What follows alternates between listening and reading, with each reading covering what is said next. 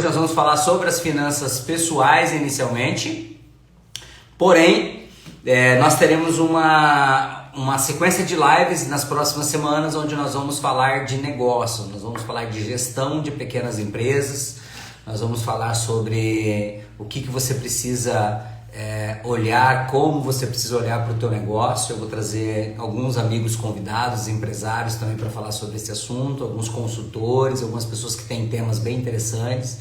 Eu vou falar sobre um projeto que eu estou desenhando aí para pequenas empresas para o próximo ano. Então nós vamos falar também das finanças dos negócios nas próximas semanas. Eu vou estar finalizando esse projeto da produtividade com equilíbrio nas próximas semanas e já vou engatilhar uma nova sequência de lives aqui, mas agora focado nos negócios. Lembrando que o ano está para começar, dentro de 2 meses nós teremos um ano novo. Então é o momento certo de já começar a pensar no teu negócio para o ano que vem, por isso que vai ter uma sequência de lives em breve aí, mas no final eu vou falar um pouquinho mais sobre isso. Gente, esse projeto aqui é o projeto Produtividade com Equilíbrio. Ó, a Vanúzia Gabriela falou, olá, estou abrindo loja na cidade, seja bem-vinda, que seja um sucesso a sua loja. Boa noite, Rosa. Vanúzia, vai ter muito tema interessante nas próximas semanas aqui no meu Instagram sobre gestão de negócios, gestão de pequenas empresas, de microempresas, gestão para profissionais liberais. De repente vai ser um conteúdo focado aí que vai te ajudar no seu negócio também. Gente, nós estamos trabalhando um projeto aqui chamado Produtividade com Equilíbrio. E dentro desse projeto eu separei em 3 grandes pilares, que foi o pilar das finanças, que nós já fizemos uma live falando sobre finanças empresariais semana passada. Nós vamos falar hoje sobre as finanças pessoais e vai ter uma live ainda sobre investimentos ou patrimônio, que está dentro do pilar de finanças. Um outro pilar que nós temos é o pilar dos relacionamentos, que nós já fizemos algumas lives que foi focada no pilar de relacionamentos. Falamos sobre família, nós falamos sobre o equilíbrio trabalho e família e casa, como fazer esse equilíbrio. Eu fiz inclusive essa live com a Raquel, fiz uma live com a Janaína Bassotto, então teve muito assunto interessante. E o outro pilar dentro da produtividade com equilíbrio é o pilar da saúde. E nós fizemos várias lives sobre saúde. Nós tivemos o psicólogo Jonas Clayton, nós tivemos a terapeuta Vanessa Di Biase, nós tivemos o médico Dr. Rattori falando do pilar saúde. Então nós praticamente estamos fechando o projeto Produtividade com Equilíbrio. Vai ter mais uma live para falar sobre investimentos, sobre construção de patrimônio e investimentos que nós vamos fazer dentro das próximas semanas para fechar o tema do Produtividade com Equilíbrio aqui nesse projeto que eu comecei já praticamente há 2 meses atrás. E hoje nós vamos falar de um tema muito importante que é as finanças pessoais. Eu vou trazer um consultor que eu vou aceitar o convite dele daqui a pouquinho, que vai falar, nós vamos arranhar esse tema, porque esse é um tema que daria lives de 8 horas fácil, né? Mais ou menos igual a live lá do presidente Bolsonaro. Então a gente não tem condição de fazer uma live de 22 horas, nós vamos fazer durante 1 hora, no máximo 1h30. Então nós vamos arranhar alguns conteúdos que foram selecionados, que por ordem de importância, eles têm que ser falados primeiro, talvez para você dar o seu primeiro passo no controle das suas finanças pessoais. Eu tive um desafio muito grande alguns anos atrás nas minhas finanças pessoais. Eu era totalmente desequilibrado e eu não tinha sócio naquele momento do meu negócio. Então todo o dinheiro que eu precisava mais no fim do mês eu sacava da empresa. Eu não separava as coisas. Eu tinha um prolabore definido, mas tudo que eu precisava mais eu sacava. Só que eu lançava. Chegou no fim do ano, eu tinha um segundo negócio e esse segundo negócio deu um lucro. Um lucro até considerável naquele ano. E eu sentei com a minha esposa e falei, olha, nós temos esse valor para sacar de lucro dessa empresa. Naquele momento eu estava com 2 empresas e mais um projeto paralelo. E ela ficou toda animada, ela falou, olha, puxa, vai dar para fazer uma pequena reforma na casa, vai dar para trocar de carro, fazer umas férias, era um valor até legal. Eu falei para ela, não, a gente não vai fazer nada disso, a gente vai pegar todo esse valor que a gente ia receber de lucro dessa empresa e nós vamos devolver para a empresa que eu saquei a mais durante o ano todo, porque a gente não teve controle financeiro. Óbvio que ela ficou muito feliz, né? Você imagina como que foi aquele fim de ano em casa, ela ficou muito brava, mas entendeu que era necessário, porque a empresa da onde eu saquei estava passando por uma situação bem complexa financeira, eu tinha sangrado a empresa durante 1 ano, E naquele momento eu tomei uma decisão, que eu faria uma gestão dali para frente das minhas finanças pessoais. Eu fazia isso muito bem nas minhas empresas, mas na minha vida particular eu deixava isso para trás. E aquele ano eu falei, não, eu vou fazer uma mudança grande nisso, eu vou passar a controlar. Eu sabia o que tinha que ser feito, mas eu não fazia. Falei, não, agora daqui para frente vai ser assim. E nós definimos um prolabore fixo e eu falei para minha esposa assim, olha, nós temos esse valor por mês e se faltar a gente vai pegar dinheiro emprestado do banco, se for necessário, mas da empresa não mais. Acabou isso. E foi a melhor decisão que eu fiz na minha vida, porque eu fui adaptando as minhas despesas de casa. Foi um processo de alguns meses até me equilibrar, porque estava muito desequilibrado as minhas finanças. E de lá para cá eu não parei mais de controlar as minhas finanças, de administrar as minhas finanças pessoais. E realmente mudou a minha vida. Depois de alguns anos eu já tinha saído do patamar de alguém que só tinha parcelas de financiamento para alguém que já podia investir e estava fazendo um processo de construção de patrimônio. Então eu passei a me tornar um investidor alguns anos depois e deu super certo para mim e eu espero que dê super certo para você. Tem uma estatística aqui antes de eu chamar o Marcos que eu quero trazer e de repente o Marcos já até fala sobre ela na hora que nós entrarmos, que é a Confederação Nacional de Comércio de Bens, Serviços e Turismo, a CNC. Ela lançou um número agora bem recente, tem menos de 30 dias, que 79,3% dos lares no país estão endividados em setembro, no mês passado, setembro.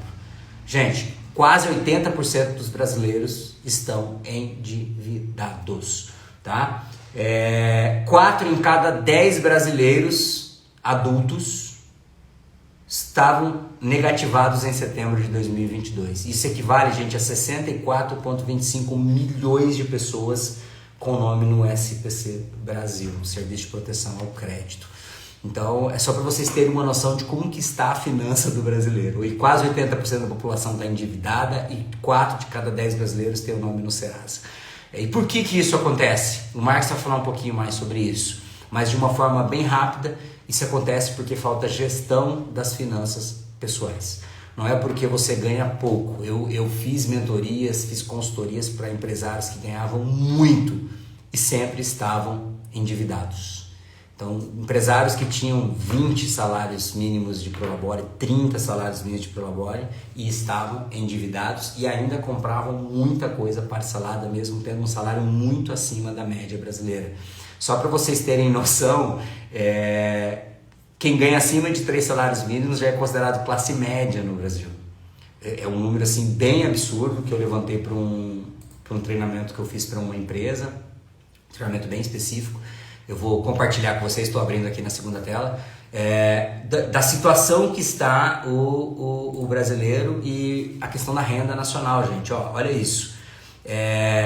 Somente 1% da população ganha mais de 20 salários mínimos. 20 salários mínimos. 5% da população ganha acima de até 10 salários mínimos. 10% da população ganha até 5 salários mínimos. 80% da população ganha até 3 salários e meio e 60% da população ganha ali entre 1,8 quase 2 salários mínimos. Tá? Então a classe média, por conta dessa divisão aqui que tem no Brasil, ela começa em R$ 667 por cabeça e vai até 3.800 numa família. Então, se na renda per capita mensal você tiver entre 700 e 3.800 por pessoa, é classe média já no Brasil. Então, tem muito assunto para a gente falar nessa noite aqui junto com o Marcos. Eu quero que você já vai pensando nisso. De repente você faz parte de 10 ou 5% da população brasileira. De repente você ganha entre 5 e 10 salários mínimos. Então você faz parte de um grupo muito seleto. E se você ganha mais de 20, você faz parte só de 1% da população brasileira.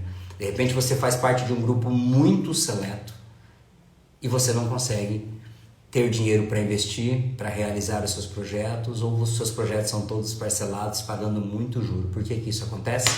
Quem vai nos ajudar a entender isso nessa noite é o consultor de empresas Marcos Matos. Além de consultor de empresas, ele também é pastor e ele tem uma função muito importante também, que ele é esposo da Raquel Jurkovic, que é uma querida amiga, um casal de amigos que esteve aqui conosco numa live, e eu vou chamar ele agora a partir do Instagram da Raquel Jurkovic. Então, do Instagram da Raquel.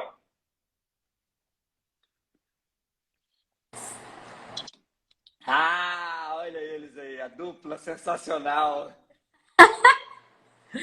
Boa noite! Boa Boa noite. noite. Ô, você meu esposa na função junto aí, né? Ah, essa função aí eu acho que é a mais complexa, hein, Marcos? Fala pra mim. Administrar as finanças da Raquel Djurkovic. Ô, gente, eu só apareci na live para dizer para vocês que fiquem tranquilos, porque se esse homem vai me deixar rica, ele pode ajudar. Ah, show de bola, muito bom. Seja bem-vindo também, Raquel. Seja bem-vindo, Marcos. Uma alegria tê-los conosco aqui nessa noite. Gente, eu vou pedir para o Marcos se apresentar, porque eu falei só duas coisas. Agora eu quero que ele fale um pouquinho da formação dele, um pouquinho da experiência. Ou, de forma bem resumida, quem é Marcos Matos? Vamos lá, Marcos.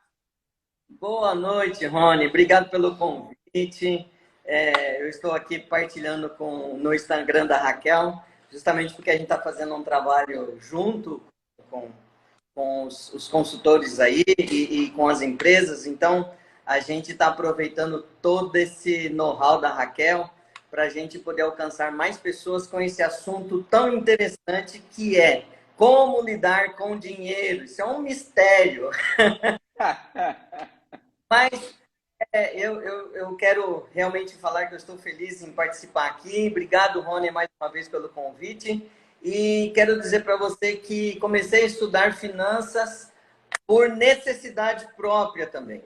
Como você falou, eu já tive muitas dificuldades também financeiras, embora eu tivesse um comportamento que não era um comportamento que me colocasse em dificuldades. Mas por várias vezes eu entrei em dificuldades financeiras por causa dos outros. E por também eu não ter um posicionamento muito definitivo em alguns momentos, eu acabei entrando em dificuldades.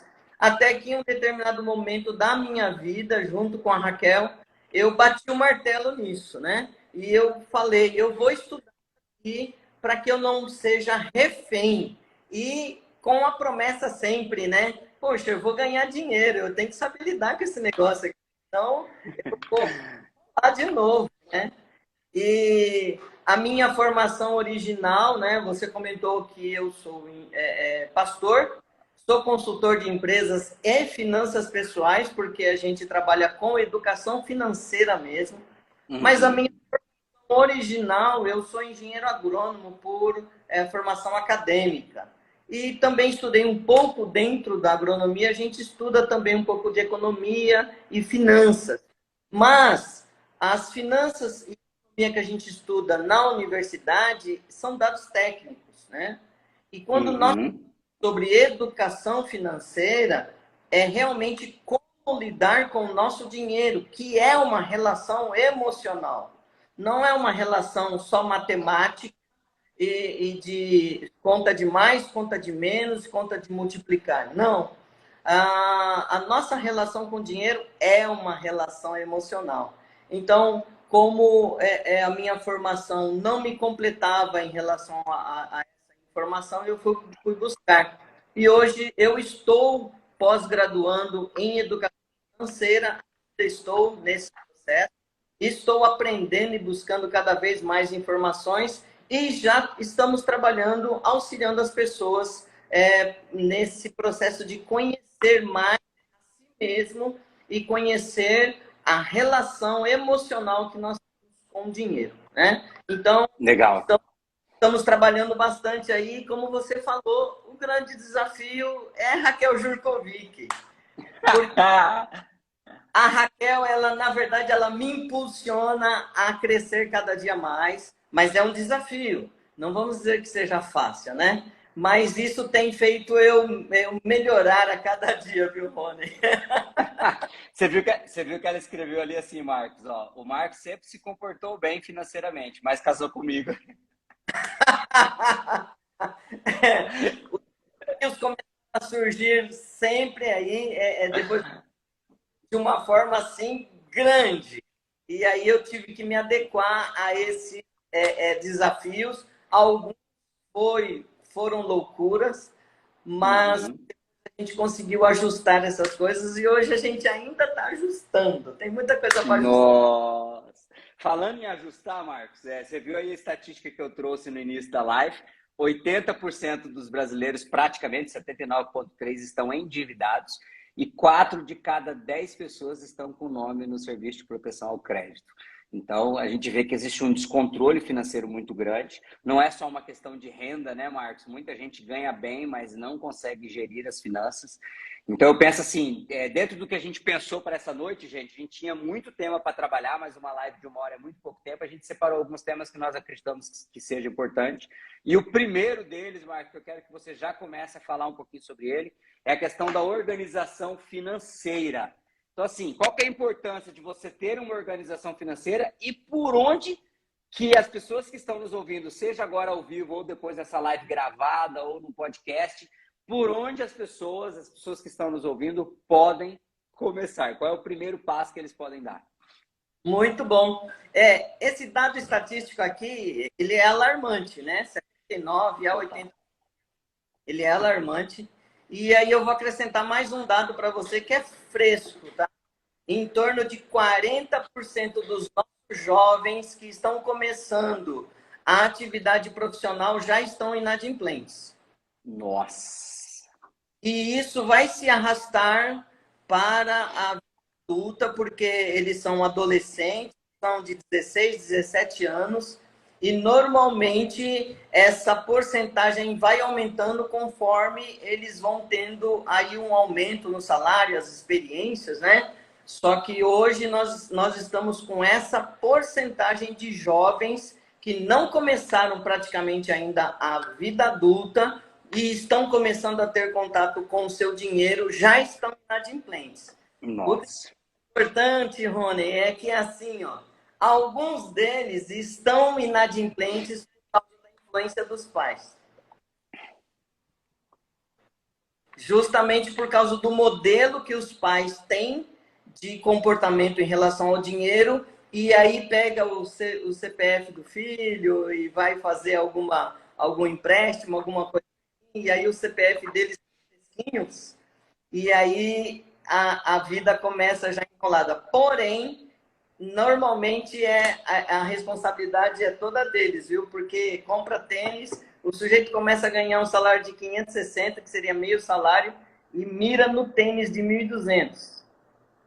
Então ele já começa a vida totalmente já inadimplente. Por que isso, né? Você perguntou qual é a importância, né, da organização financeira. É justamente porque nós não somos ensinados nas nossas escolas, na nossa formação, nós não somos ensinados como lidar com o dinheiro. Nós não temos educação por formação.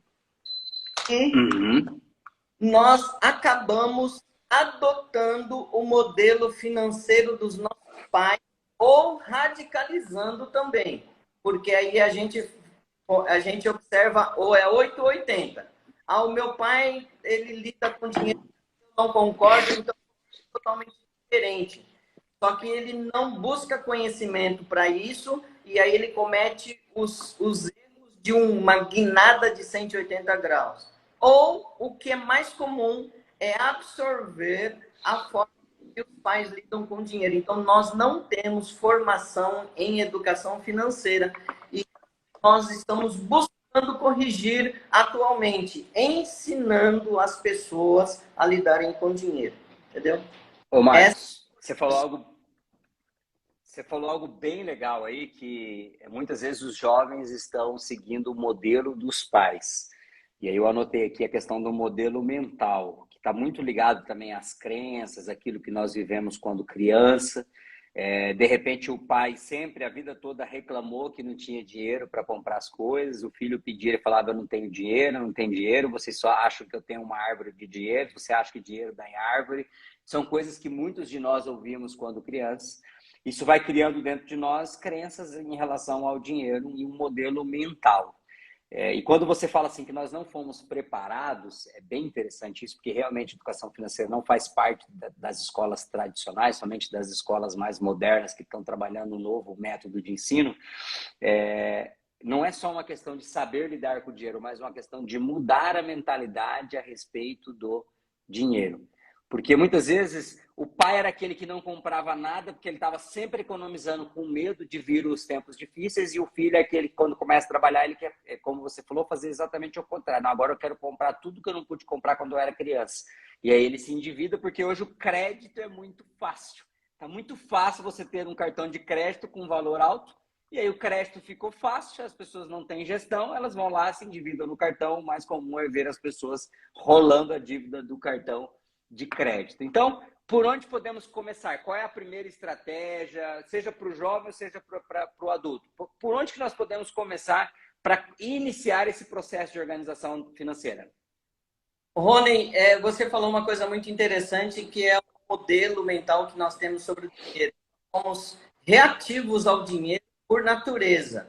Nós reagimos à presença do dinheiro e normalmente nós compramos pelo emocional, porque não é conta matemática, é que a venda, as técnicas de venda são para atingir o emocional das pessoas. Então, eu como comprador, eu tenho estudado muito isso sobre eu comprador, porque se estuda muito sobre eu ser vendedor, mas ninguém nos ensina a como comprar adequadamente. Então, nós somos reativos ao dinheiro. Nós temos dinheiro e nós pensamos imediatamente na nossa necessidade, e ela pode ser até real ou ela pode ser emocional. E às vezes ela não é necessidade, mas o emocional empurra essa situação para uma necessidade real. E aí a gente acaba cometendo os erros. Então, pelo fato de nós sermos reativos, nós também vamos reagir à falta de dinheiro. E aí, o modelo mental é que vai reger esse comportamento que nós vamos ter no dia a dia. O comportamento que nós escutamos. Não tenho dinheiro, não tenho dinheiro para isso, nós não somos ricos, nós nunca vamos ser ricos. Algumas coisas eu escutei quando eu era criança. E era assim, ó, o pobre só tem um nome. Então, zela para o seu nome, porque dinheiro mesmo você nunca tem, né? Então, como nós podemos começar? E aí, sem querer fazer trocadilhos, né? Mas nós precisamos começar pelo começo. E como é o começo? Nós precisamos nos interessar pela área financeira, começando a estudar. E nós precisamos mudar o nosso modelo mental. E nós só trocamos o nosso modelo mental com outro modelo. Então, nós precisamos estabelecer um modelo mental adequado para que a gente comece a nossa organização financeira. Por quê? Muitas pessoas que eu tenho acompanhado, como ainda não conseguem mudar o modelo mental, depois da quarta sessão a pessoa desiste, porque ela diz assim, ó, isso não é para mim. Eu realmente não sei lidar com dinheiro. Então, as primeiras coisas que a gente começa a mudar na pessoa é o modelo mental que ela pensa sobre dinheiro. Então, eu começo a falar assim, você precisa começar a anotar para você ter noção do seu orçamento. Por quê?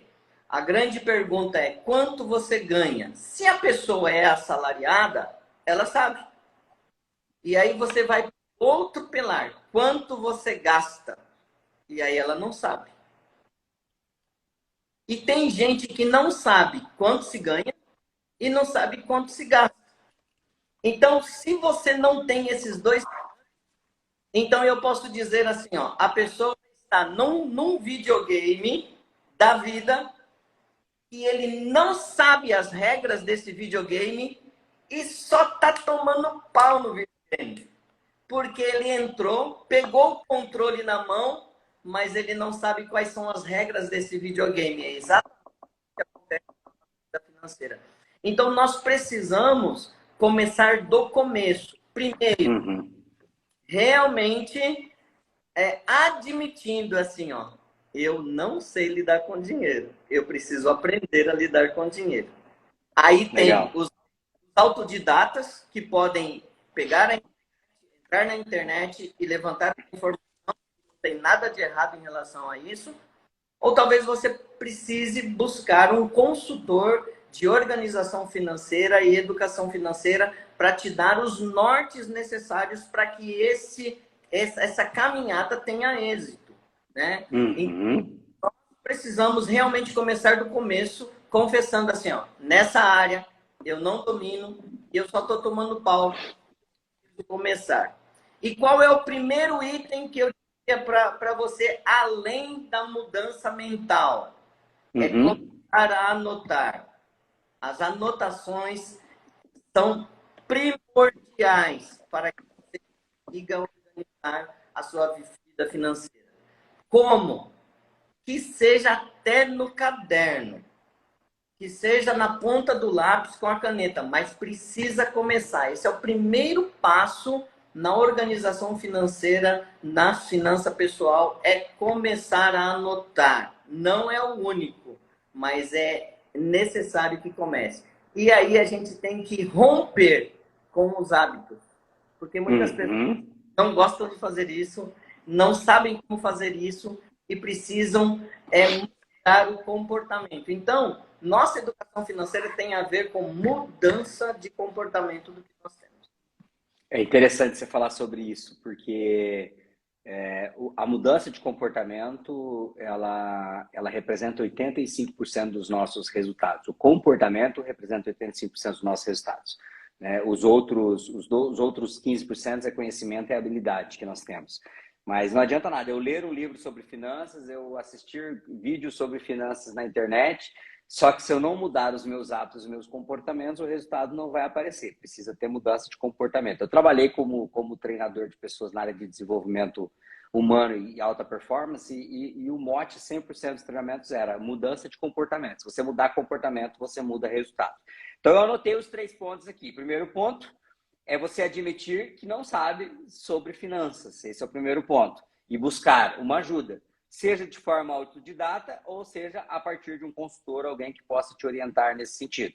Segundo ponto é começar a anotar, não importa a ferramenta, seja a partir de um aplicativo, que existem centenas na internet, ou seja no papel realmente, num caderno, numa agenda, num papel de pão, desde que você anote e isso esteja acessível para você utilizar depois para fazer as suas análises. E o terceiro ponto que você falou até agora é mudar hábito, ou seja, eu vou ter que me desafiar, primeiro, a anotar. Segundo, eu vou ter que me desafiar a vencer as minhas crenças e os meus medos. Porque é bem natural, né, Marcos? Quando a pessoa começa a anotar, ela vai lá, anota só os valores grandes que ela gastou. Aí aquilo que ela vai gastando de pequenininho no dia a dia, ela não anota. O pão que ela comprou, o cafezinho que ela tomou, a doação que ela fez no semáforo. E aí ela pergunta, mas para onde foi meu dinheiro? Aí ela vai ver as anotações, só tem os valores altos. Faz sentido isso ou não? Completamente. Porque assim, ó, os pequenos gastos, eles interferem no resultado final de forma dramática. Porque eu já acompanhei famílias que eles não tinham noção de onde ia o dinheiro e eu adotei, como a gente tem algumas técnicas para se fazer isso, eu adotei algumas técnicas para que as ações fossem fiéis, porque esse é um compromisso que a pessoa precisa fazer consigo mesmo e com a família, que vai anotar realmente tudo. E nós chegamos num resultado de em torno de R$1.000 por semana nos gastos pequenos que não eram anotados. Você tem noção do que é isso? Nossa. R$1.000 por semana significa R$4.000. A R$4.000 se o mês se estender, porque tem mês que dá uma aumentada aí, né? Então, em torno de R$4.000 a R$4.000. E já passou o salário de muita gente aí. Né? Com certeza, com certeza. Agora, Rony, continuando dentro desse processo, o anotar não resolve se parar na anotação. A anotação ela precisa ser classificada em blocos, que é o vamos caminhar para um resultado que seja realmente satisfatório. Eu preciso classificar esses gastos. Aí começa.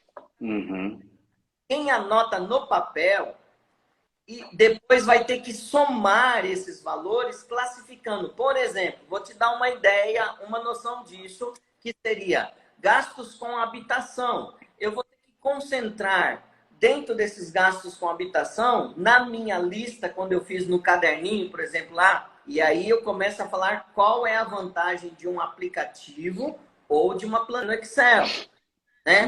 Porque ele já automaticamente a gente usar os recursos que estão destinados para isso.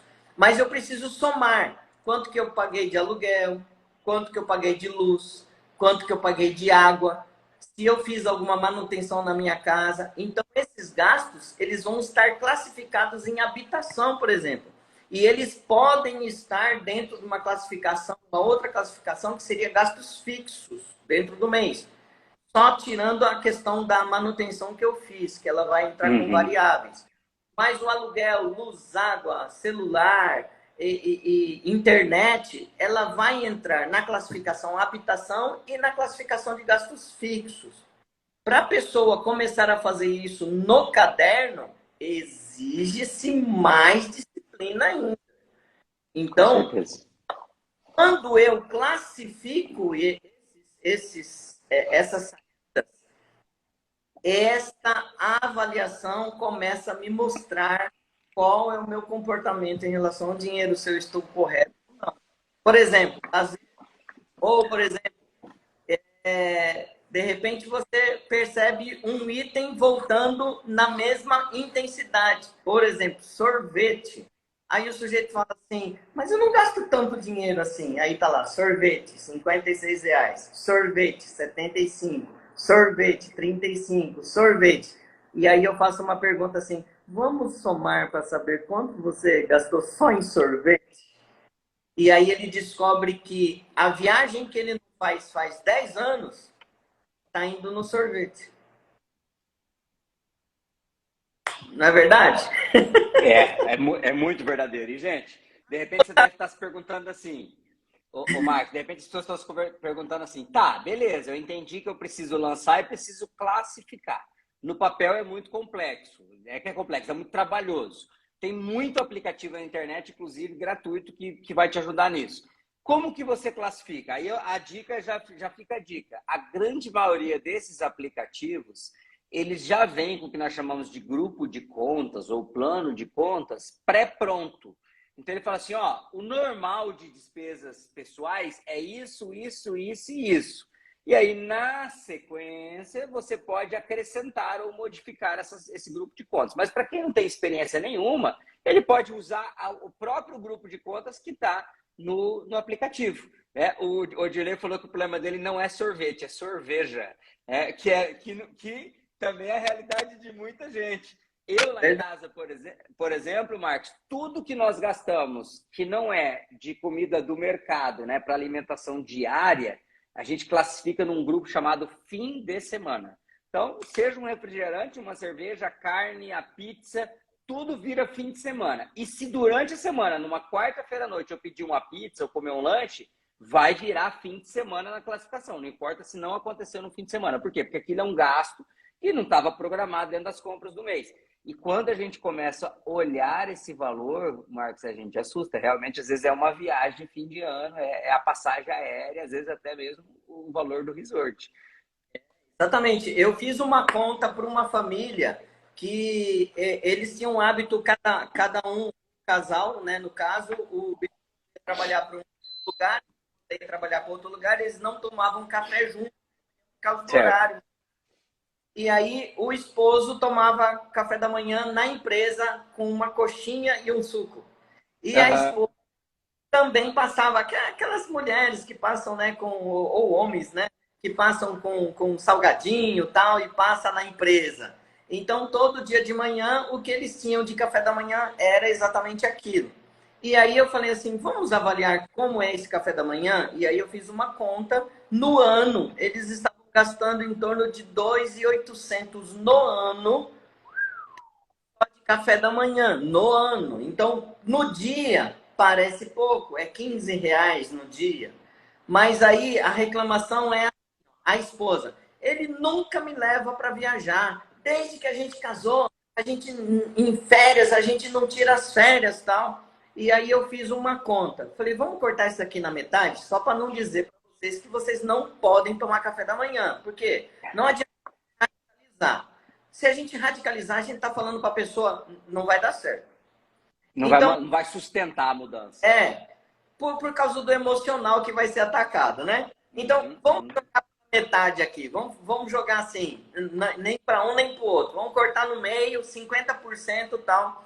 E nós chegamos numa conta de em torno aí de R$1.300 a R$1.500 que eles podiam pegar um final de semana numa dessas chácaras que a gente vai e aí tem pensão completa para o casal de quinta a domingo. Eles iam gastar esse dinheiro, quer dizer, eles iam entrar num lugar confortável, dormir numa cama boa, com enxoval, com café da manhã, com almoço, com janta, mais piscina, mais um passeio agradável, com a possibilidade de eles ficarem juntos, descansarem, namorarem por 4 dias, só cortando esse tal café da manhã, que era duplo, né? E eles tinham passado mais de 10 anos que eles não tinham nem tirado um domingo para dar uma descida no parque para tomar um sorvete. Fantástico. E é legal, Marcos, quando a gente fala de lançar e classificar, é que não adianta só classificar se a gente não olhar esses números, né? Eu, por exemplo, como eu atendo gestão de empresas a partir dos nossos softwares, eu tenho muito, mas muito empresário que eu atendo, que as finanças dele estão todas classificadas corretamente no software. Ele lança tudo aquilo que ele compra, né, tudo aquilo que ele gasta, tudo aquilo que entra na empresa, mas ele não para no fim do mês para tirar um relatório e fazer um fechamento das contas, ou uma espécie de DRE, se a gente fosse falar de contabilidade. E nas finanças pessoais é a mesma coisa, né, Marcos? Não adianta nada nós lançarmos tudo se nós não pararmos uma vez por mês, pelo menos. Eu não sei, talvez dentro da sua técnica até faça mais vezes isso dentro de um mês, eu faço uma vez por mês, para analisar esse mês que passou, para onde foi o nosso dinheiro, quantos % representou em cada grupo de despesas, e para saber se de repente a gente não está estourando e precisa fazer algum ajuste, né? Não adianta lançar se eu não consigo olhar esses números que foram lançados. E aí, só para responder o Jonathan, ele já fez 2 perguntas. Jonathan, eu vou deixar para responder essas perguntas no final, tá? Segura elas aí, porque vai fazer mais sentido na hora que a gente resolver responder no final. Então, vai lá, Marcos. Vamos falar, então, qual que seria o próximo passo. Lancei. O próximo, exatamente. O próximo passo é: eu preciso olhar para os números para saber o que eles estão dizendo sobre o meu comportamento. Por quê? Eu anotei, primeiro ponto, tem gente que chega para conversar comigo aqui e fala assim, não, eu anoto tudo. Eu falei assim, legal. E você avalia? Eu falei, não, eu não sei avaliar. Então, eu anoto, agrupo, classificando eles e vejo o que eles têm para dizer para mim. Por quê? Porque anotação sem avaliação é meu querido diário. Sabe? Nossa, assim? Hoje, eu anotei tal. Então, não tem sentido se eu não fizer uma avaliação. Então, anotação, classificação dessas saídas e depois uma avaliação significa eu estou avaliando o meu momento de onde eu estou colocando o meu dinheiro. Isso significa passado e presente.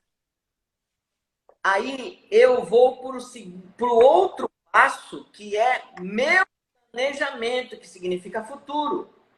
O planejamento significa preciso mudar o meu comportamento em relação a esse item aqui que eu estou gastando muito dinheiro. Por exemplo, o meu lazer está muito alto. Aí quando você falou em classificação, é muito legal o que você falou.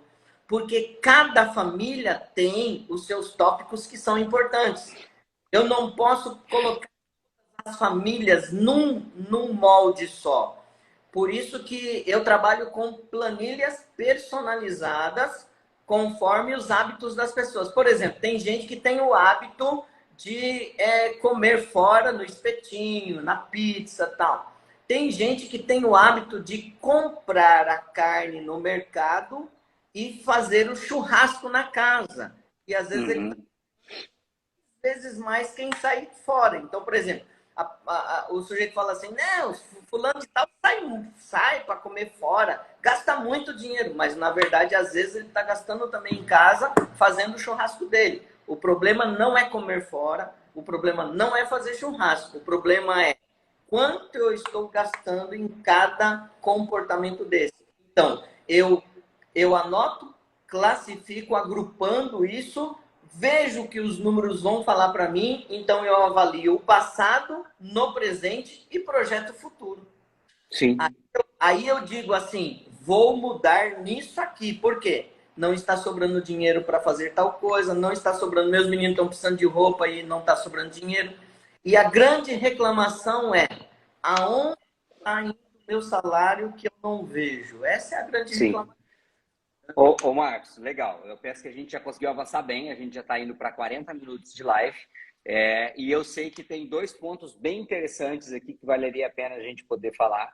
Que é assim, beleza, está classificado, eu fiz uma análise, eu vi quantos por cento está indo para cada grupo de despesas e cada família tem a sua realidade.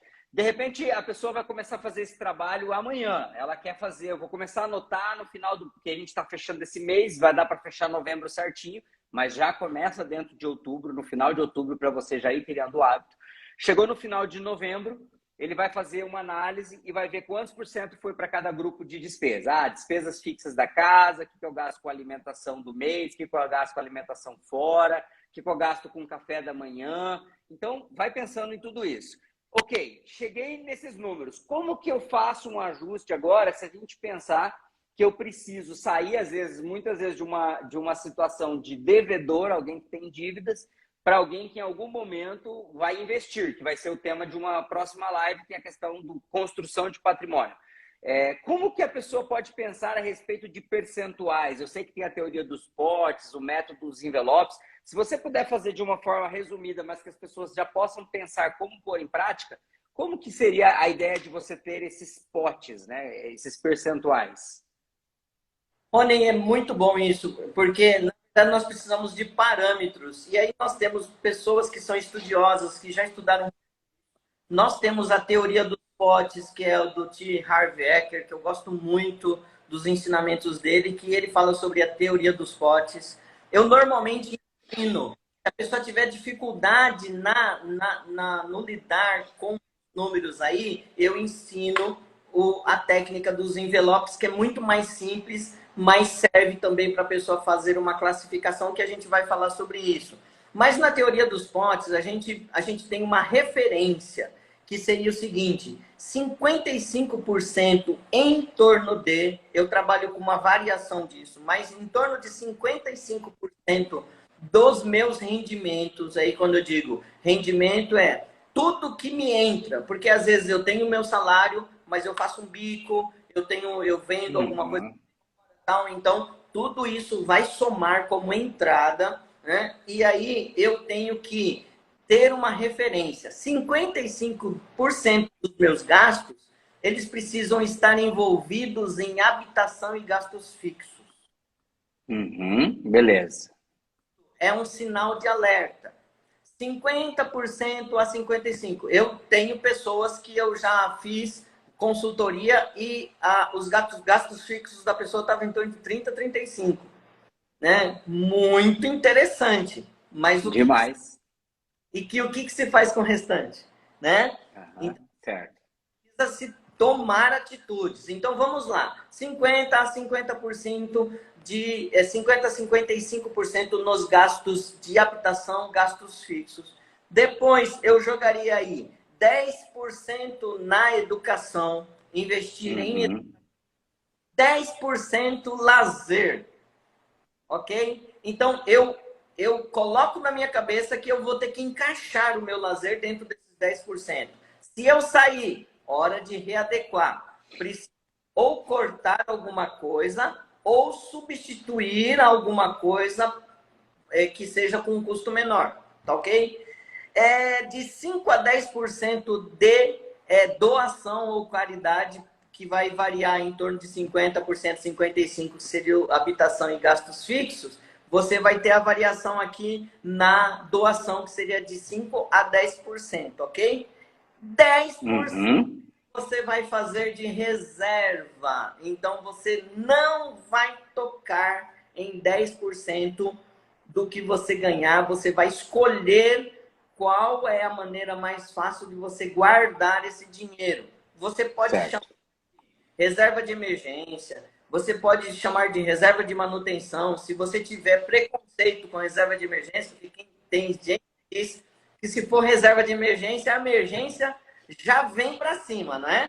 Isso também é um modelo mental. Mental, né? é. Reserva Agora, de oportunidade, talvez. exato. Reserva de manutenção, reserva especial.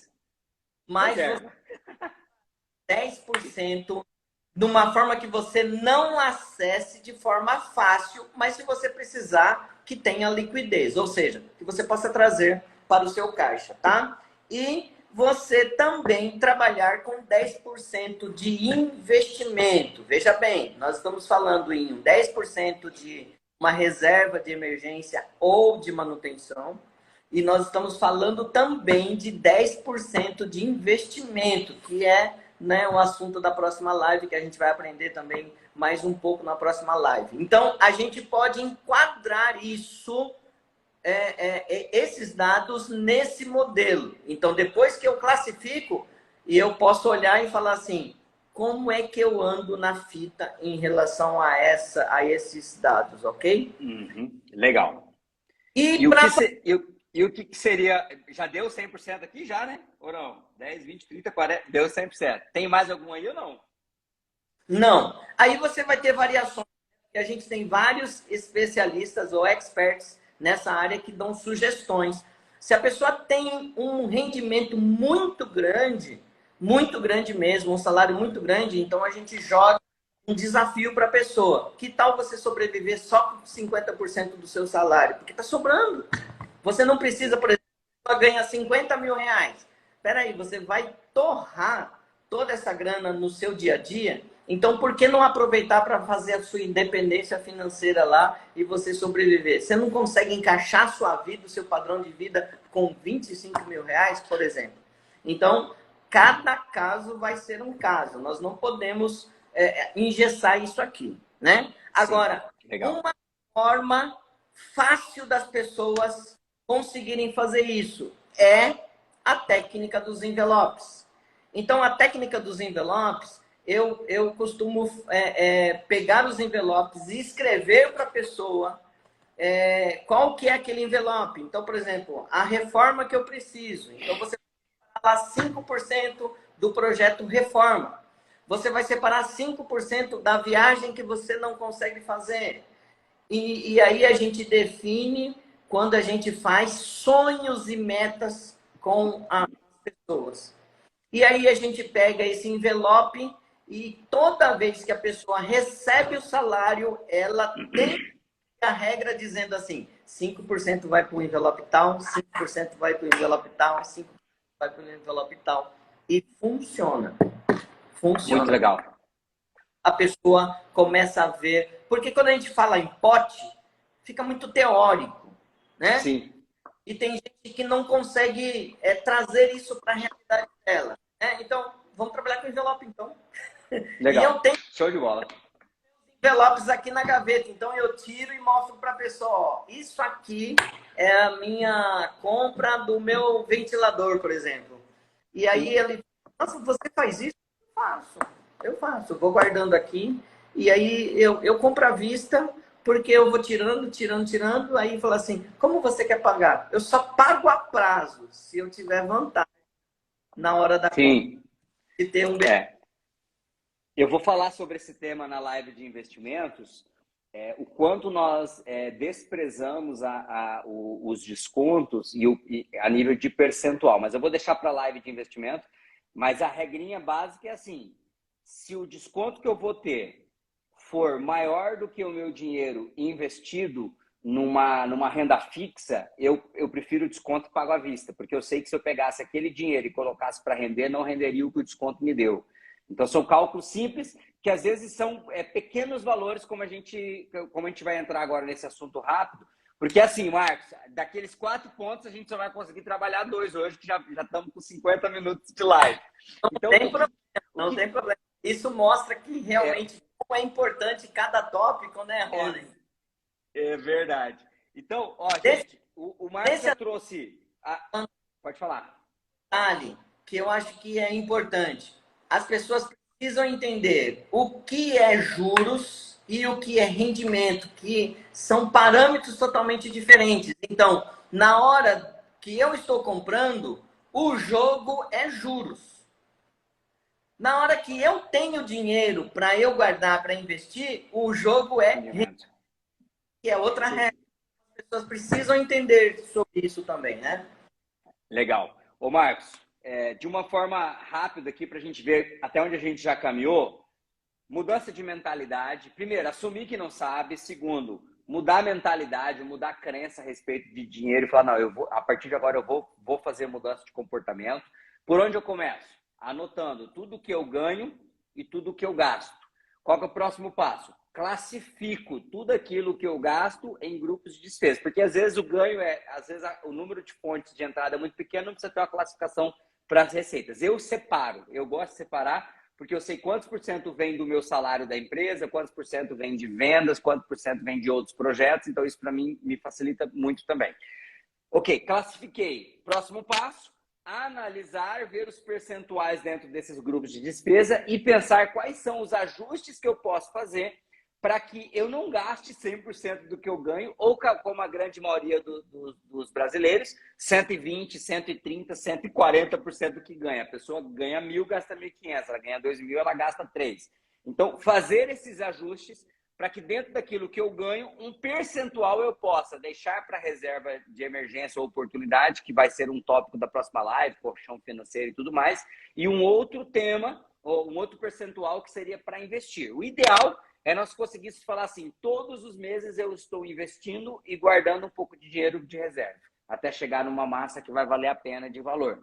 Óbvio que falando assim, de repente aqueles que estão nos assistindo falam assim, gente do céu, isso vai demorar 6 meses, 1 ano, não tem problema. O importante é você começar. Eu dizia em sala de aula, Marcos, que o passo mais importante é o primeiro, porque, primeiro, ele nos tira da inércia. E segundo, porque ele nos faz vencer o maior de todos os medos, que é o medo de nunca começar. Então, dá o primeiro passo, já começa a anotar amanhã para onde está indo o seu dinheiro. Então, agora eu sei que se a gente seguir isso, a gente já vai estar à frente de muita gente em relação às finanças. Mas quais são os erros que às vezes nós não percebemos? Eu penso que esse seria o último tema da noite. Quais são os erros que acontecem que geralmente levam as pessoas a não conseguirem ter uma folga dentro da sua receita ou que vê o seu dinheiro escorrendo pelos dedos? Então, dá aí algumas dicas de quais são os principais erros que as pessoas cometem. A gente já falou de 2 aqui, que a gente pode pegar o gancho, né, do assunto que a gente já falou. Primeiro é anotar. Boa. E aí a gente não sabe para onde está indo. E quem não sabe quanto gasta, não sabe quanto ganha também, porque não tem noção nenhuma, né? Eu diria que desprezar os pequenos gastos é um problema muito grave, é um erro muito grave que nós cometemos. Eu posso dizer, eu e minha esposa, a gente cometeu esse erro por muito tempo, até o dia que eu resolvi ser o chato, né? E no seguinte, assim, eu vou anotar 50 centavos, 10 centavos, que eu não bote os 10 centavos, mas deixa eu juntar 10 com 50 centavos. Mas então, eu comecei a anotar os pequenos gastos com nome. Eu sempre digo, Rony, que a anotação precisa ter nome completo, CPF, endereço. Porque senão a gente não sabe quem é e onde mora. Legal. E os pequenos gastos são vilões. Como eu falei, ajudando uma família, nós chegamos a uma conta de R$1.000 por semana. Então, olha os pequenos gastos. Aí, aonde que era isso? Pão na padaria, um sorvete que vai tomar com o filho, passou na papelaria e comprou lá R$3,50 de algo que o filho precisava na escola para levar, no caminho das crianças e etc. Né? O outro seria não saber a diferença juros de uma compra e as vantagens do pagamento à vista. Ou seja, não tem a habilidade ou a vontade de negociar uma compra. Nós temos que saber nós temos que perguntar quanto que sai à vista? E se fizer a prazo? Você dá desconto para mim? Tem como você fazer mais em conta? Não é vergonha. Culturalmente, muitas vezes nós temos vergonha disso. Mas nós temos que prezar pelo nosso dinheiro. Então, a gente precisa pedir desconto. A gente precisa saber se o pagamento à vista vai ter vantagem. E a gente precisa saber se no pagamento a prazo vai ter os juros. E a outra pergunta, quanto de juros se eu fizer a prazo? Né? Então, esses itens, muitas pessoas erram no dia a dia, porque não fazem conta. Tipo assim, eu vou fazer em 6 vezes, e tá bom, a parcela cabe no meu orçamento e tal, mas é totalmente vantajoso comprar em 6 vezes. Né? Temos tempo ainda aí? Temos uns 5 minutos, vai lá. Vamos lá. Nós precisamos atentar muito para os nossos sonhos e metas e projeções. Porque muitas pessoas que eu conheço não sabem para onde vão, não sabem o que querem, não faz um planejamento anual quando começa o ano. Então, é uma das coisas que a Raquel e eu, nós sentamos juntos para consertar a nossa vida financeira, foi fazer um planejamento no começo do ano. Então, na primeira semana, e no começo foi duro, até eu dei trabalho para a Raquel, porque a Raquel queria fazer, eu falava assim, lá vem a Raquel, com mais um... Mas eu aprendi a importância disso, e depois, quando eu estive estudando, eu falei assim, não é que ela estava certa mesmo? Vamos embora, vamos planejar. E, incrivelmente falando, 100% dos nossos planejamentos são executados hoje em dia, até mais coisas. E quando nós vemos a realização do nosso planejamento, meu Deus, é uma satisfação muito grande, muito grande. Muito legal. E muito interessante. De falar é viver o hoje. Muitas pessoas dizem assim, viver o hoje porque amanhã eu nem sei se eu vou estar vivo. E por conta disso, se comete erros financeiros muito graves. Por exemplo, pagar muito caro numa refeição, quando, na verdade, ele teria uma outra opção. Né? Lógico que existem momentos especiais e que eles não podem ser desprezados. Mas o emocional nos engana muito. E aí a gente pode estar vivendo todos os dias como se o amanhã não existisse. E o problema é que ele existe, né? Aí só tem uma coisa que não vai existir com esse comportamento. Dinheiro pro amanhã. É verdade. Faz todo sentido. Vai, Raquel. Aí amanhã eu acordo vivo e lascou. Exatamente. É isso que eu ia falar agora, né? Eu vou viver hoje como se não existisse amanhã. E pro meu azar, o amanhã existiu. Né? Acordou. Deixa eu falar 2 coisas bem rápidas, bem rapidinho mesmo, que mudou aqui, tá? Quando nós começamos a organizar e a fazer o planejamento, a gente sentou junto, demorou. Os 2 primeiros anos eu fiz o planejamento, depois que o Marcos começou a fazer o planejamento. Mas o meu comportamento sempre foi comprar a prazo. Eu nem pergunto. Para mim não tinha referência na minha mente comprar à vista. O meu comportamento pessoal sempre foi parcelado.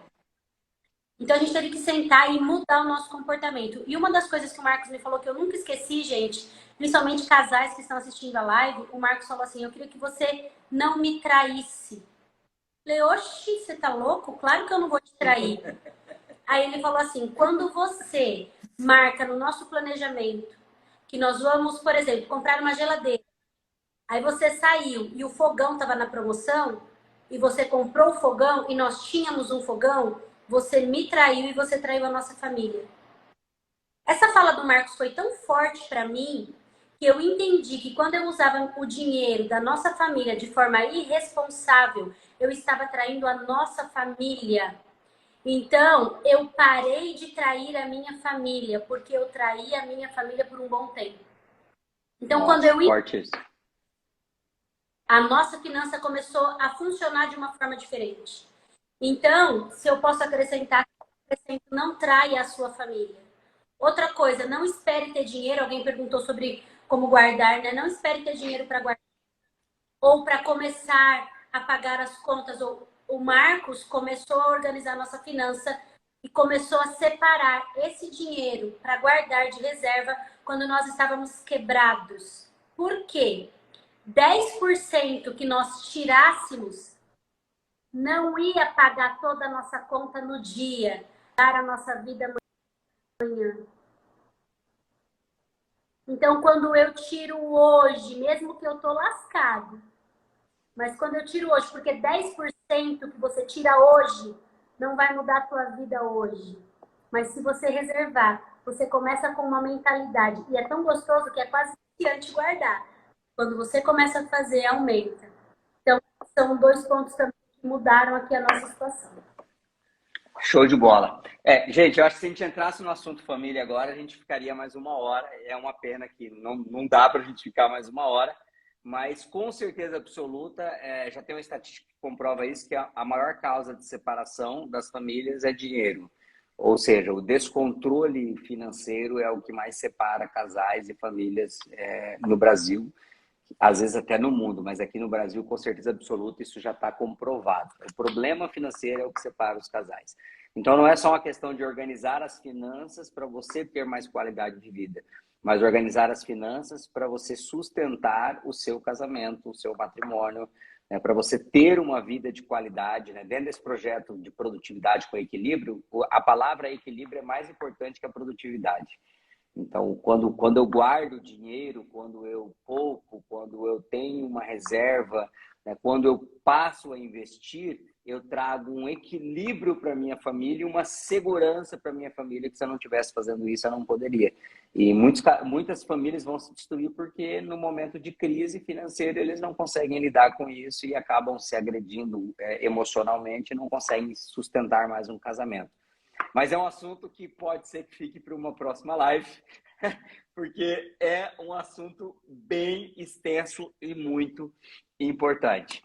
Marcos, eu vou pedir para você deixar as suas considerações finais, quais são as dicas que você quer deixar, qual que é a palavra, a mensagem que você quer deixar, e depois que você fizer isso, eu vou responder as 2 perguntas do Jonathan aqui e vou fazer uma sequência de alguns recados, de algumas coisas a respeito do projeto.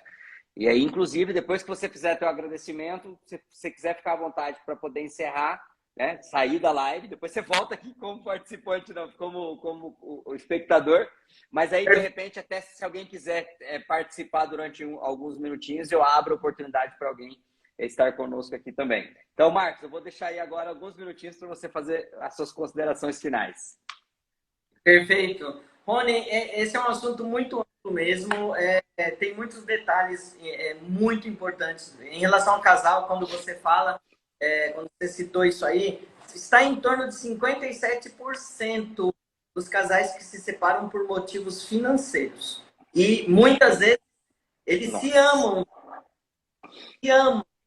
mas eles não conseguem lidar porque os modelos mentais são diferentes, então eles entram em conflito, não conseguem entrar num acordo e eles acabam se separando, né?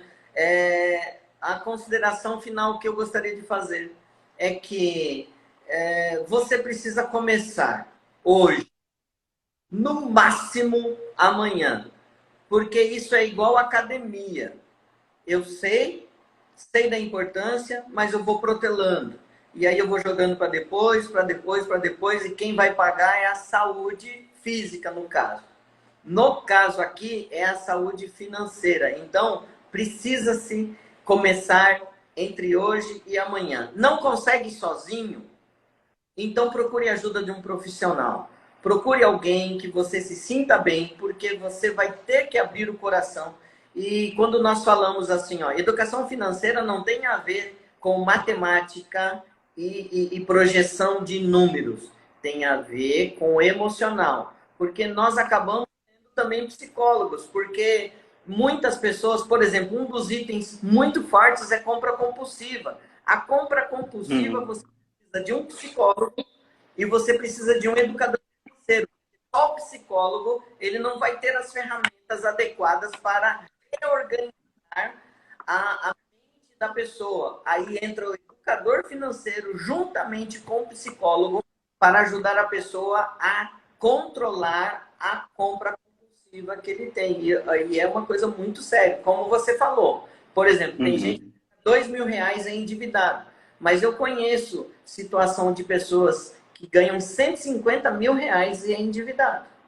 Porque não é quanto se ganha, é o que você faz com o dinheiro, qual é o teu comportamento em relação ao dinheiro. É isso. Não sabe, não consegue até hoje, não conseguiu, busque ajuda de um profissional para que você tenha as orientações necessárias para você sair dessa situação. E o outro é, quanto mais você estudar sobre isso, mais você vai ficar hábil, preparado para lidar com aquilo que vai chegar na sua mão, que é o seu dinheiro. Então, estude sobre isso, busque informações e você vai melhorar a sua vida financeira com certeza. Show. Muito bom, Marcos. Ó, agradeço imensamente a tua participação nessa noite. Eu sei que o assunto era muito amplo, a gente só arranhou. Eu tenho um workshop de finanças que dura 4 horas e não dá para falar de todos aqueles temas que a gente tinha pensado inicialmente. Você imagina em 1 hora de live, não tem como, gente, é praticamente impossível. Então, mas eu penso que a gente falou alguns pontos bem importantes, então eu agradeço assim demais você ter trazido o seu conhecimento, a sua experiência enquanto consultor, enquanto pai, enquanto esposo, enquanto pastor. Tudo isso conta dentro do nosso projeto de ter uma vida mais equilibrada, ser mais produtivo, porém com equilíbrio, principalmente nas finanças pessoais. Só um último ponto. Um livro, eu sei que existem vários, mas um livro que você indicaria para quem quer começar a mudar o seu contato com o dinheiro. Que livro você indicaria? Os Segredos da Mente Milionária é um deles. Ótimo. É o primeiro nome que vem na minha cabeça, sempre. Você tem outros, né? Por exemplo, o do Gustavo Cerbasi, que fala sobre casais, né? Casais inteligentes enriquecem juntos. Vários que você pode agregar a isso, mas esses dois são muito fortes, porque um trata sobre o modelo mental em relação ao dinheiro e o outro trata sobre o relacionamento do casal em relação ao dinheiro. Então, eu fecharia nesses dois hoje para a gente não poluir muito de informação. Ah, sim, com certeza. Eu vou falar bastante do Gustavo Cerbasi na live de investimentos, porque ele tem livros muito bons. O Casais Inteligentes Enriquecem Junto mudou a minha visão a respeito de finanças da família quando eu li ele a primeira vez. Mas eu também fico com o Segredos da Mente Milionária como o primeiro nome, porque ele tem uma linguagem mais atual. E aí, como segundo nome, ainda pensando em mentalidade, o Pense e Riqueza do Napoleão Hill, que é um clássico dos clássicos. E o próprio Harvard Ecker, ele cita o Pense e Riqueza do Napoleão Hill, o livro inteiro. Então, esses dois livros, pensando em mentalidade, talvez sejam os melhores para você já começar a mudar o teu... Aquela palavrinha bonitinha, né? Mudar o seu mindset, seu modelo mental a respeito de dinheiro. Marcos, agradeço demais. Raquel, agradeço demais a presença de vocês. Teremos outras oportunidades. Em breve nós vamos fazer uma nova live aí. Nós vamos pensar alguma coisa para a gente fazer junto, porque não dá para ficar só nessas duas que nós fizemos.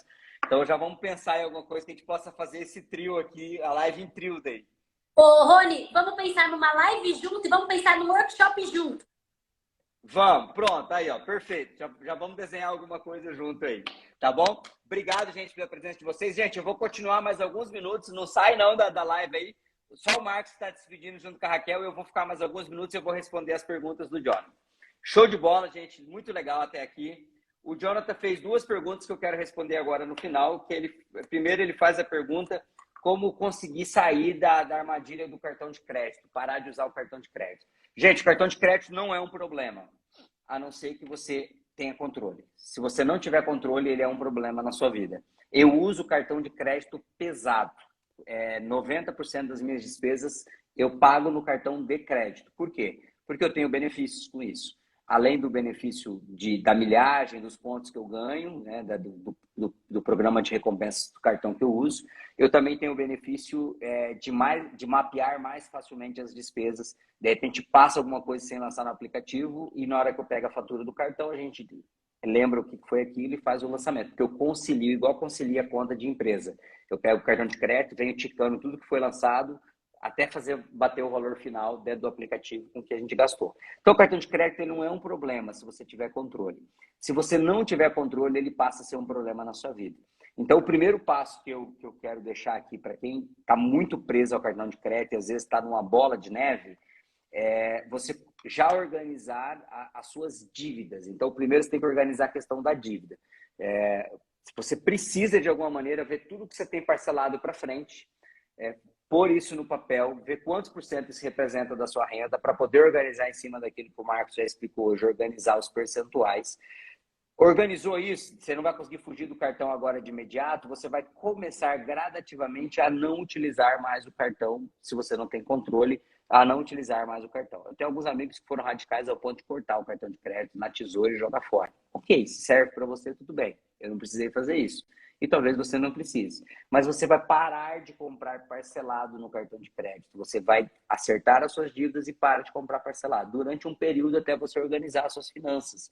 E você só vai pôr o cartão de crédito no parcelado se couber dentro do percentual que você determinou para isso. Esse é o passo importantíssimo, tá? Isso para o John com dúvida em relação a cartão de crédito. O crédito ele não é um problema desde que você saiba usar. E a outra pergunta do Jonathan foi como conseguir fazer a reserva de emergência.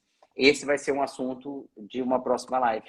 Porque na live sobre construção de patrimônios e investimentos, ou o básico de investimentos, né, vai ser só uma live para situar as pessoas que talvez não investem em nada, eu vou falar sobre a teoria do colchão financeiro, qual é a ideia do colchão financeiro, qual o valor que é recomendado para colchão financeiro, quando usar esse colchão financeiro, em que usar o colchão financeiro e as categorias básicas iniciais de investimento que você pode começar a pensar se você quer mudar a sua realidade financeira em relação a isso. Então, a pergunta do Jonathan para o colchão vai ser respondida na live que nós vamos falar sobre investimentos e construção de patrimônio.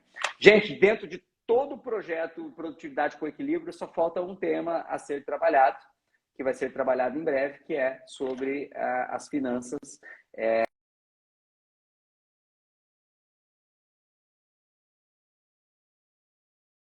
Nas lives que nós fizemos aqui, naquilo que foi disponibilizado. Foi um prazer muito grande passar todas essas semanas com vocês. Nós vamos ter só mais uma live para fechar o projeto Produtividade com Equilíbrio. E na sequência eu vou começar um novo projeto aqui no Instagram, que é falar sobre gestão de micro e pequenas empresas e gestão para profissionais liberais. Como olhar os negócios, ou se você está querendo abrir um negócio, vai ser um empreendedor daqui para frente, você já está com a ideia de algo que você quer abrir. As próximas lives, os próximos conteúdos que eu vou produzir aqui no Instagram, vai diretamente para você também, se você já é um empresário ou se você está pensando em abrir um negócio. Nós vamos ver quais são os principais pilares de uma empresa autogerenciável, uma empresa onde você consegue realmente ter ela na sua mão e você não ser um empregado da sua empresa. E nós vamos ver quais são as etapas que os empreendedores passam, né? Quais são as dicas para que você possa dar os primeiros passos, quais são os setores que você precisa olhar dentro da sua empresa. Nós vamos falar sobre delegação, nós vamos falar sobre contratação, sobre demissão, nós vamos falar sobre liderança dentro das empresas. Vai ser todo focado numa temática de gestão de pequenos negócios. Por que de pequenos negócios? Porque 99% das empresas no Brasil são pequenas empresas, micro e pequenas empresas. 99% das empresas que existem no Brasil são pequenas. Elas representam uma fatia grande do PIB brasileiro. Então, a grande maioria das pessoas que estão aqui na minha rede ou que vão entrar na minha rede são pessoas que estão classificadas como um empreendedor que tem um pequeno negócio. E é para você que eu vou falar nas próximas semanas nesse projeto que nasceu agora no fim do ano e que em breve aí tem novidades que eu vou estar compartilhando com vocês aqui no nosso Instagram. Então, gente, muito obrigado por todos que ficaram aqui até o final. Muito obrigado mais uma vez pelo Marcos, pela Raquel, que passaram aqui nessa live de hoje. Obrigado pelas pessoas que interagiram, que perguntaram. E eu espero vocês nas próximas semanas. Em breve eu já vou pôr a data da próxima live, o tema da próxima live. E que Deus abençoe cada um de vocês e tudo aquilo que vocês ouviram aqui nessa noite, seja agora ao vivo ou ouvindo gravada essa live. que você possa dar o primeiro passo. Lembre-se que o primeiro passo é o passo mais importante. Ele faz você vencer o medo de nunca começar e, ao mesmo tempo, ele te tira da inércia. O primeiro passo é importante. Não espere nada acontecer de grandioso para você começar a fazer as mudanças. Faça pequenas mudanças todos os dias, que com pequenas mudanças todos os dias vai acontecer uma grande mudança na sua vida. Porque só faz sentido ser mais produtivo, só faz sentido faturar mais, só faz sentido ter um patrimônio maior se a sua vida for uma vida equilibrada junto com as pessoas que você ama. Então não mude apenas por você, mas mude por aqueles que vivem com você e que fazem parte da sua vida e que você ama. Que Deus abençoe a todos e até a próxima oportunidade. Valeu, gente. Obrigado.